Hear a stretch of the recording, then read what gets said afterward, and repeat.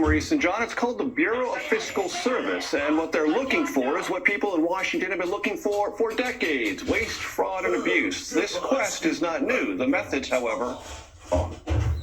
Come here, Elon! President Trump has given the world's richest man a temporary White House job and an ambitious order: audit the federal government, agency by agency, expose waste and fraud, and if you have to infiltrate sensitive government databases, do it. The way to think about the Bureau of Fiscal Service is almost like the accounts payable department for the federal government. Natasha Sarin worked for the Treasury Department for 2 years during the Biden administration. The Bureau of Fiscal Service distributes about 1.3 billion payments annually, things like Social Security checks, Medicaid reimbursements, and federal grants. I think fraud in the government is actually like a really worthwhile cause to try to combat. The challenge is that has literally nothing to do with what the Bureau of Fiscal Service does or what this Treasury payments ecosystem is. So if you're on the hunt for that, you don't go here. You certainly don't. That doesn't sit in the Bureau of Fiscal Service. That sits at the agencies. The Treasury Department has told Congress Musk's associates cannot change any payments, that they have had so-called read-only access to the database. But those assurances have not been independently verified.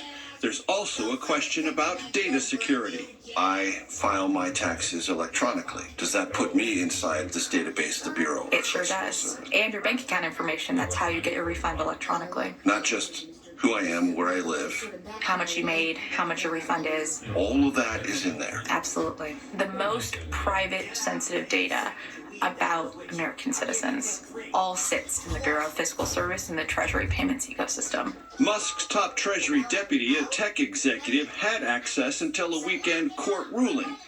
Accessing vast government databases by those not versed in federal data security could open systems to hacking.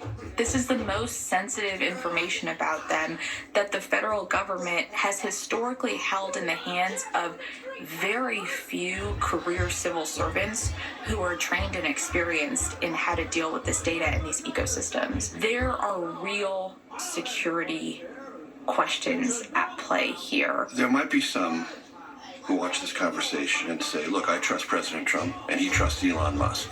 And I didn't know anything about this agency, and I don't know about these civil servants, but I trust Trump and I trust Elon Musk. I'm okay with it. Yeah. What would you say to them? I don't want to be hyperbolic, and I understand and really respect the fact that democracies churn and that the people voted and made Donald Trump the president of the United States for a second time. That said, I think we should all be wary and be concerned about the fact that some of the actions that might be taken are actions that make us less safe and less secure. Security is one issue, transparency another. So far, the White House has not revealed who is doing this work, what they found, what they plan to do with it. And Major, this work outside of the Bureau of Fiscal Service, what other kinds of departments might be getting this same treatment? So you heard a reference that the real matter resides within each agency. So far, 16 agencies have been touched in one manner or another by those investigators under the DOGE umbrella. You can see some of the names there: FEMA, Department of Energy, Department of Labor, CDC, EPA. You don't see there yet the Department of Education or the Department of Defense. President Trump has said they're next. Major, big key here is the White House is claiming fraud and waste and abuse. Have they actually proven that? President Trump has said corruption, kickbacks. Interestingly, in one case, U.S. Agency for International Development, a federal judge said, please bring me the evidence of this so I can understand why you believe it's imperative to shut USAID down rapidly. The Department of Justice, Maurice, did not provide any evidence of kickbacks or corruption. Major, a question I get a lot from those people who, most of them didn't vote for Donald Trump. It is, can he do this? Can Elon Musk do this? The legal challenges are on two fronts. One, a 1974 Privacy Act law that says you cannot provide information about government payments to outsiders. This may be in violation of that. There's also a 2002 cybersecurity law that says any outsider brought into the federal databases has to pass their own cybersecurity protocols. We have no information whether anyone from DOGE has passed those protocols. Major Garrett Force in Washington. Thank you, Major.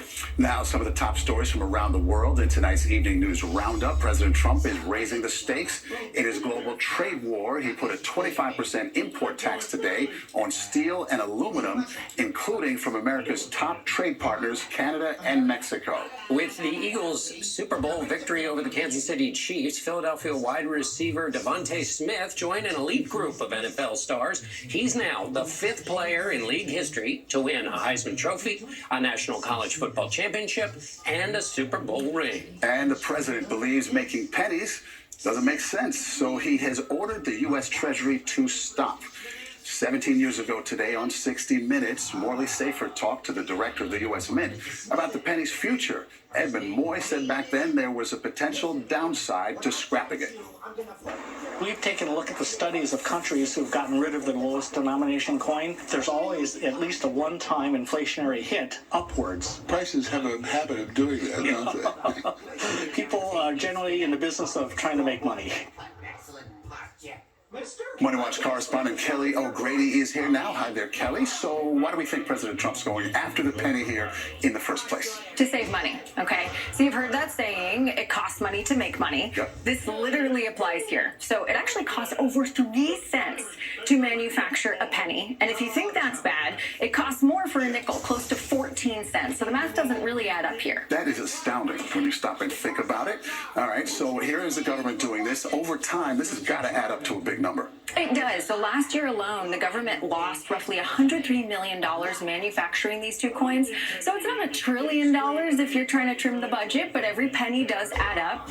I will note there's a gray area if President Trump can actually do this. So Congress sets the currency specifications, but I did talk to a number of legal analysts today that said he might be able to legally stop from minting new coins. And remember, President Obama actually was supportive of this as well. Right, and so if the penny costs all this to make, these are known numbers to the government. Why is this still going on year after year? Lobbying, potentially. So take a look at this, okay? So a penny is made up of 97% zinc. The company that makes that zinc that goes into the penny, they spent $160,000 lobbying the government last year.